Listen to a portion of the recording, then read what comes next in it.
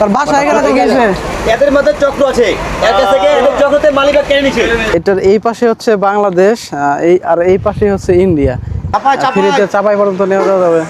বলো লিল্লাহে তাকবীর, আল্লাহু আকবার। টাকা ছাড়া 64 জেলা ভ্রমণের এখন আছি আমি নওগাঁর সরাইগাছি বাজারে। এটা হচ্ছে সরাইগাছি বাজার। তো এখান থেকে আজকে আমার চলে যেতে হবে আমার 12 নম্বর জেলা চাঁপাইনবাবগঞ্জ। যেহেতু আমি টাকা ছাড়া ভ্রমণ করতেছি সেহেতু যে কোনো একটা গাড়ির সাহায্যে যেতে হবে। হয়তো বা সেটা বাস হতে পারে বা ট্রাক হতে পারে বা অন্যান্য যে কোনো গাড়ি হতে পারে। তো দেখি কোনো গাড়ি আমাকে নিয়ে যায় কিনা। মামু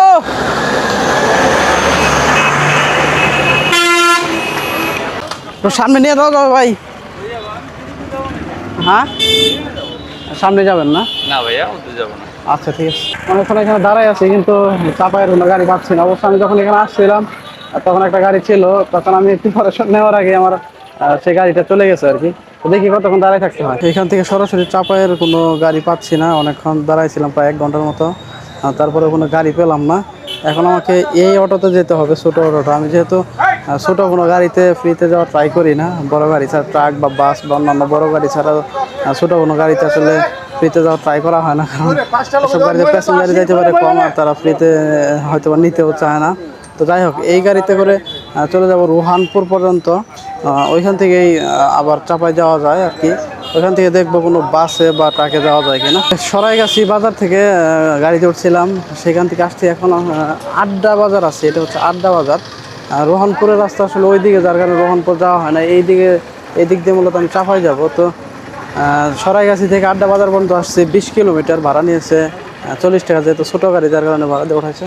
তো এখন হচ্ছে এই বাসটা যাবে চাপায়। আমি ওনাদেরকে বলে দেখি, ড্রাইভার মামাকে বলে দেখি উনি আমাকে ফ্রিতে নিয়ে যায় কিনা। আমি হচ্ছে 64 জেলা ভ্রমণ করতেছি। গতকালকে ছিলাম নওগাঁতে। 64 জেলা ভ্রমণের আমার আজকে যাবো হচ্ছে চাঁপাইনবাবগঞ্জ। চাঁপাইনবাবগঞ্জ হচ্ছে আমার 12 নম্বর জেলা। অলরেডি 11টা শেষ, 12 নম্বর জেলায় যাচ্ছি। তো আমি এটা করতেছি টাকা ছাড়া, একদম ফ্রিতে আর কি। 64 জেলা ভ্রমণ করতেছি, অলরেডি 11টা জেলা ভ্রমণ করা শেষ। এখন কি আমাকে ফ্রিতে চাপাই পর্যন্ত নিয়ে যাওয়া যাবে? ওটা মাস্টারকে যে করতে হবে, যে কাউন্টার মাস্টার আছে, হ্যাঁ কাউন্টার মাস্টার ওটা বলতে হবে না? ওনার সাথে আপনি করে না, ওনার সাথে হ্যাঁ সেটাই। আচ্ছা আচ্ছা ঠিক আছে। ওই জোরে চালাও বাদুক, চালাও জোরে। আসসালামু আলাইকুম, মামার সাথে একটু কথা বলা যাবে? আমি মূলত হচ্ছে 64 জেলা ভ্রমণ করতেছি। আমার অলরেডি 11টা জেলা ভ্রমণ করা শেষ। গতকালকে ছিলাম নওগাঁতে, আজকে যাবো চাপাইয়ে। চাপাই আমার 12 নম্বর জেলা। আমি এই যে ভ্রমণ করতেছি এটা হচ্ছে টাকা ছাড়া ভ্রমণ করতেছি আর কি, বিনা টাকায়। তো এখন যাবো চাপাই, এই গাড়ি হয়তো বা চাপাই যাবে। আর কি টাকা ছাড়া দিয়ে নিয়ে যাওয়া যাবে কিনা আর কি। ওটা গাড়িওয়ালা বলতে পারো, এটা আমার তো গাড়িটা তো আমার না। ড্রাইভারকে বলছি আপনার সাথে কথা বলতে বলছি। ওটা ড্রাইভার যদি আপনাকে বিনা টাকায় নিয়ে যায় আমার কোনো আপত্তি নেই, গাড়িটা আমার নয়, আপনার না? আমি হলে কর্মচারী। আচ্ছা আচ্ছা ঠিক। আমি ওনাকে বললাম, উনি বললো যে আপনার কথা, আপনার কাছে যে ওটা জিজ্ঞেস করতে আমাকে বললাম। বলা মানে ওটা পাস কাটে দেওয়া। ও, আমার আচ্ছা গাড়িতে আচ্ছা ঠিক আছে। আমার কোনো অসুবিধা নেই। আচ্ছা আচ্ছা ঠিক আছে। ড্রাইভার মামাকে বললাম, উনি বললো কাউন্টারে কথা বলতে হবে। কাউন্টারে কথা বললাম, উনি বললো যে ড্রাইভার মামাকে বলতে হবে। আচ্ছা দেখি কি করা যায়। এখানে একটা ট্রাক আসতেছে, দেখি ট্রাকওয়ালা মামাকে বলে দেখি উনি নিয়ে যায় কিনা। ট্রাকটা আমার এদিকে ঘোরাচ্ছে, দেখি। ও মামু, ও মামু, সিগন্যাল দিলাম, উনি দাঁড়াইল, উনি চলে যাচ্ছে। আচ্ছা দেখি অন্য কোনো গাড়ি পাই কিনা। তো কাউন্টারে বলছিলাম যে আমি বিনা টাকায় যেতে চাচ্ছি আর কি। তো কাউন্টার থেকে না করে দিয়েছেন। তো কাউন্টারে ওইখানে একটা ছেলে বসেছিল আর কি, উনিও চাঁপাইনবাবগঞ্জ যাবে। উনি এখন আমাকে অফার করতেছেন যে আপনি চলেন, আপনাকে আপনার ভাড়া আমি দিয়ে দিব। তো বাইরে বললাম আপনাকে নিয়ে একটা ভিডিও করি। উনি বললেন যে না, ক্যামেরার সামনে আসবো না, আপনি চলেন, আপনার ভাড়া আমি দিয়ে দিব আর কি। ওয়েলকাম চাঁপাইনবাবগঞ্জ। আমি এখন আছি আমার 12 নম্বর জেলা চাঁপাইনবাবগঞ্জে। তো সেই বাসে করে আসার পরে আমাকে নামিয়ে দিয়েছে হচ্ছে ফায়ার সার্ভিসের মোড়ে। ফায়ার সার্ভিসের মোড়ের এখান থেকে আঙ্কেলে নিয়ে যাচ্ছে হচ্ছে জামিয়া মাদ্রাসায়, যেখানে আমার হোস্ট আমাকে যেতে বললো আর কি। হয়তো বা মাদ্রাসায় আজকে আমাকে থাকতে হবে। চলে আসছি সেই মাদ্রাসায়। এই মাদ্রাসার একজন হুজুরের সাথে আমার কন্ট্যাক্ট করে এখানে আসা। যদিও সেই হুজুর আজকে নাই, উনি চলে গেছেন আপনার একটা অনুষ্ঠানে চলে গেছেন, আজকে আর কালকে আসবে না। তো এখানে একটা শিক্ষককে বলা হয়েছে উনি আমাকে আজকে হোস্ট করবেন। এই মাদ্রাসায় আমি আজকে থাকবো। এই মাদ্রাসার নাম হচ্ছে নবাবগঞ্জ জামিয়া ইসলামিয়া মাদ্রাসা। কী অবস্থা তোমাদের? ভালো আছো? হ্যাঁ এই মাদ্রাসায় পড়াশোনা করো তোমরা? আচ্ছা ঠিক আছে, আজকে ওদের সাথেই থাকা হবে, ওদের সাথে এনজয় করা হবে। তো পরবর্তীতে আমরা অনেক জায়গায় ঘুরতে যাব, সেগুলো আপনাদেরকে দেখাবো। তো দেখি আগে ফ্রেশ হই, চলো। এখন আমি এই মাদ্রাসা থেকে চলে যাচ্ছি। এই মাদ্রাসা থেকে চলে যাওয়ার কারণ হচ্ছে যে প্রিন্সিপালের সাথে কথা বলে আসছিলাম এই মাদ্রাসায়, উনি এই মাদ্রাসায় নাই। ওনারা একটা মাদ্রাসা আছে, সেটা হচ্ছে রোহনপুরে। তো এখন আমি রোহনপুরে যাব, ওইখান থেকে নাকি অনেক সুন্দর সুন্দর জায়গা আছে আশেপাশে, সেগুলো ঘুরে দেখবো আর কি। এখন হচ্ছে আমি এখান থেকে ট্রেন পাওয়া যায়, ট্রেনে করে সরাসরি রোহনপুরে চলে যাব। আর এই মাদ্রাসা থেকে আপাতত চলে যাচ্ছি। আমি এখন আছি চাঁপাইনবাবগঞ্জ রেল স্টেশনে। এই রেল স্টেশন থেকে মূলত রোহনপুরের উদ্দেশ্যে যাব ট্রেনে করে। পাশে কিন্তু সুন্দর একটা নিম গাছ আছে। তো দেখি একটা ট্রেন এখানে দাঁড়ায় আছে, এই ট্রেনটা কি রোহনপুর যাবে কিনা শুনে দেখি। এখান থেকে টিকিট কাউন্ট, রোহনপুরের একটা টিকিট দিন। এইটা হচ্ছে চাঁপাইনবাবগঞ্জ রেল স্টেশন। যে ট্রেনটা দাঁড়িয়ে আছে এই ট্রেনে এখন আমি চলে যাব রোহনপুরে। চাঁপাইনবাবগঞ্জ রেল স্টেশন কিন্তু তেমন বড় না, এটা হয়তো বা স্টেশন, এটা জংশন না আর কি। স্টেশন থাকার কারণে আর কি তেমন বড় না, ছোটো। মানে এটার উপর উঠে পড়বো। ভাই আসেন, নাকি এই পাশে আসবেন ভাই? সিট খালি আছে, সিট খালি আছে ভাই, ভালো থাকবো না। এখানে আসেন, বসতে দাও, তুমি ওর পাশে চলে যাও। আচ্ছা আসেন, ওকে এখানে বসলাম। সিটটা মোটামুটি জানালার সামনে বসছে, সব কিছু দেখা যাবে, সুন্দর ভিউ। এরপরের স্টেশনে কি রোহনপুর নাকি?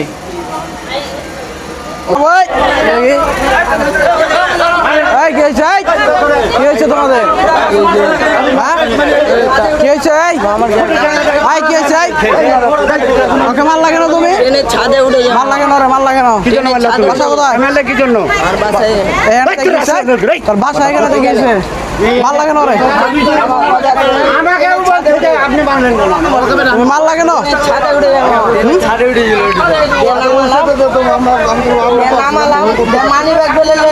তুমি যে মাল লাগ, তোমার বাসা কোথায়? এখানে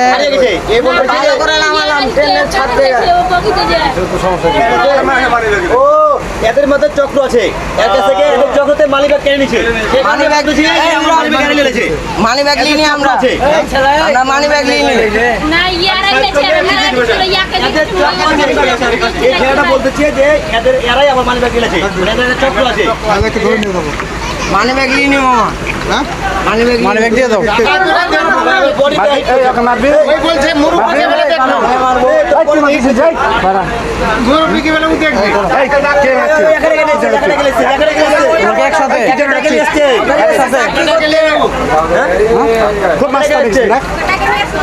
আমি যখন ভালোভাবে ডাকছি, কেন ওকে ডাকবে তুমি? ওকে ডাকবে কি তুমি? তুমি চলে যাও, তুমি চলে যাও। ইয়ে বলবে না, আমার মন চিন্তায় নাম না। তুমি মারবা ওকে? মারলা কেন?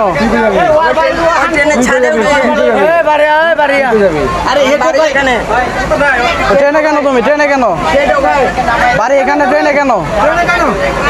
কোথাও যাবা? কি হবে হবে কি? যাও যাও যাও যাও। তো এখানে একটা ছেলে, ওই ছেলে চলে গেল, মারছে আর কি। তারা মূলত হয়তো বা একই দলে, তাদের মধ্যে দ্বন্দ্ব হওয়ার কারণে দুজনে ঝগড়া করলো আর কি। চলে আসছি রোহনপুর, এটা হচ্ছে রোহনপুর স্টেশন। এই ট্রেনে করে আমি আসছি, কমিউটার ট্রেন। এটা মূলত চাঁপাইনবাবগঞ্জ থেকে সরাসরি রোহনপুর চলে আসেন। এইটাই কিন্তু হচ্ছে এই যে স্টেশনটা দেখাচ্ছি আমি আপনাদেরকে, রোহনপুর স্টেশন। এই স্টেশনটা কিন্তু চাঁপাইনবাবগঞ্জের মধ্যে একদম শেষ স্টেশন। এরপরে আর কোনো স্টেশন নাই। এরপরে কিছু দূর গেলেই হয়তো বা ভারতের বর্ডার অবস্থিত আর কি। তো দেখি আমার হোস্টকে কল করি, কল করার পর উনি কোথায় যাইতে বলে দেখা যায়। কি অবস্থা মামু? আলহামদুলিল্লাহ ভালো না? কি বিক্রি করতেছেন? আম বিক্রি করছিলাম। আম। এই বাজারের নাম কি? স্টেশন বাজার। বড় বাজারে গাড়ি পাওয়া যায় কোন দিক, কোথা থেকে? এটা আপনি যাবেন? বড় বাজার? হ্যাঁ বাজারেই। হ্যাঁ লন। এখন আমি যাব হচ্ছে বড় বাজার, এটার নাম। বড় বাজার, এটা হলো স্টেশন বাজার। আচ্ছা আচ্ছা, ওইটা হচ্ছে বড় বাজার, এটা হচ্ছে স্টেশন বাজার। এখন স্টেশন বাজার থেকে চলে যাচ্ছি বড় বাজারে। আমার হোস্ট ওখানে যেতে বললো আর কি। এখন আছি বড় বাজারে, অলরেডি সন্ধ্যা হয়ে গিয়েছে। আমি সবসময় চেষ্টা করি যে সন্ধ্যা বা রাত হওয়ার আগে হোস্টেল বাসায় পৌঁছানোর, বা যেখানেই হোক হোস্টেল কাছে পৌঁছানোর। তো এখান থেকে বড় বাজার থেকে যেতে হবে হচ্ছে কলকলিয়া মাদ্রাসা। সামনে নাকি ওইখানকার গাড়ি পাওয়া যায় আর কি। তো গিয়ে দেখি যে মাগরিবের আজান দেওয়ার আগে আমি পৌঁছাইতে পারি কিনা। কলকলিয়া মাদ্রাসা দেওয়ার জন্য গাড়ি পেয়ে গেছি, এটা হচ্ছে মূলত গাড়ি। তো দেখি কলকলিয়া মাদ্রাসা যাই, গিয়ে আপনাদের সাথে দেখা হবে। মাগরিবের আজান দেওয়ার কিছুক্ষণ পরেই মাদ্রাসায় চলে আসছি। এখন আছি মাদ্রাসার রুমের ভিতরে, এটা হচ্ছে রুম মূলত। এই রুমেই আমি আজকে থাকবো আর কি। তো আস্তে আস্তে রাত হয়ে গেছে, যার কারণে আপনাদেরকে ঘুরে দেখাইতে পারলাম না আজকে। ইনশাল্লাহ আগামীকালকে ঘুরে দেখাবো। আর ওইদিকে হচ্ছে একটা মিনি কক্সবাজার নাম খ্যাত একটা বিল আছে আর কি, ওই বিলে আগামীকালকে যাব, ওগুলো আপনাদেরকে ঘুরিয়ে দেখাবো। আর যদি বর্ডারে যাই ইনশাল্লাহ বর্ডারও আপনাদেরকে দেখানো হবে। আজকে রাতে এই মাদ্রাসাতে ছিলাম, এটা হচ্ছে চাঁপাইনবাবগঞ্জ রহনপুর এলাকায় অবস্থিত। তো এই মাদ্রাসা থেকে এখন চলে যাব হচ্ছে রাজশাহীতে যাব। রাজশাহীতে চলে যাওয়ার আগে আপনাদেরকে কক্সবাজার নামে একটা জায়গা আছে, কক্সবাজার নামে খ্যাত আর কি, ওইখানে চলে যাব। এই কক্সবাজারে ঘুরে আপনাদেরকে দেখি, ওইখানে বর্ডার আছে, বর্ডারটাও আপনাদেরকে দেখাবো। তো ওইখান থেকে তারপর চলে যাব রাজশাহী ট্রেনে করে। তো এইটাই হচ্ছে সেই মাদ্রাসা। আমার পিছনে এখন আছেন এই মাদ্রাসার যারা শিক্ষার্থী আছেন, ওনারা আছেন এই মাদ্রাসায় মূলত 60 জনের মতো শিক্ষার্থী আছেন। উনি হচ্ছেন মাদ্রাসার দায়িত্বে আছেন। আসসালামু আলাইকুম, কেমন আছেন? আলহামদুলিল্লাহ, আপনি কেমন আছেন? আছি আলহামদুলিল্লাহ। আপনার নামটা জানো কি? আব্দুল মুকিম। আব্দুল মুকিম। আপনি কি দায়িত্বে আছেন এই মাদ্রাসায়? মাদ্রাসার প্রধান হিসেবে দায়িত্বে আছে। প্রধান হিসেবে দায়িত্বে আছেন। এই মাদ্রাসার নামটা কি? মারকাজুল সুন্নাহ ও হাফিজা ইতিমখানা মাদ্রাসা। আচ্ছা, এটা কোথায় অবস্থিত? গোমস্তুর থানা, কলকলিয়া গ্রাম। আচ্ছা আচ্ছা, ঠিক আছে। এখন তোমরা কেমন আছো? তোমাদের মাদ্রাসার নাম কি? বলো লিল্লাহে তাকবীর, আল্লাহু আকবার, লিল্লাহে তাকবীর, আল্লাহু আকবার। ঠিক আছে। এখন আজকে রাতে তোমাদের মাদ্রাসায় আমি ছিলাম, খুবই ভালো লাগলো তোমাদের সাথে থেকে। আজকে আমি চলে যাচ্ছি, তোমরা সবাই ভালো থেকো। আচ্ছা, আজকে আমি রাজশাহী চলে যাব, ঠিক আছে? ভালো থাকবা সবাই ইনশাআল্লাহ। আসসালামু আলাইকুম। তো এখন আমি চলে যাব হচ্ছে মিনি কক্সবাজার খ্যাত সেই বিলে চলে যাব, তারপর ওখান থেকে রাজশাহী চলে যাব। তো আমি এখন আছি সেই চাঁপাইনবাবগঞ্জের রামদাস বিলের মাঝখানে আছি একেবারে। এইটাকে বলা হয় রামদাস বিল, তবে এটার পরবর্তীতে নামকরণ করা হয়েছে মিনি কক্সবাজার নামে। একেবারে কক্সবাজারের মতোই ফিল। এখানে ঢেউ আছে, ছোটো ছোটো ঢেউ আছে, যার কারণেই মিনি কক্সবাজার নামকরণ করা হয়েছে। ঢেউটা একেবারেই কক্সবাজারের সেই সাগরের ঢেউয়ের মতো জলরাশিটা আসতেছে। ও আমার কাছে খুবই ভালো লাগতেছে। এখানে মূলত এখন পর্যটকরা নেই, না থাকার কারণ হচ্ছে আমি আসছি সকালে। মূলত এখানে পর্যটক যারা আসেন তারা আসে বিকেলে আসে। আর এখন বর্তমানে একটু পানি কম আছে, যার কারণে যে পর্যটকদেরকে ঘুরিয়ে দেখায় যে নৌকাগুলো, সেই নৌকাগুলো নেই।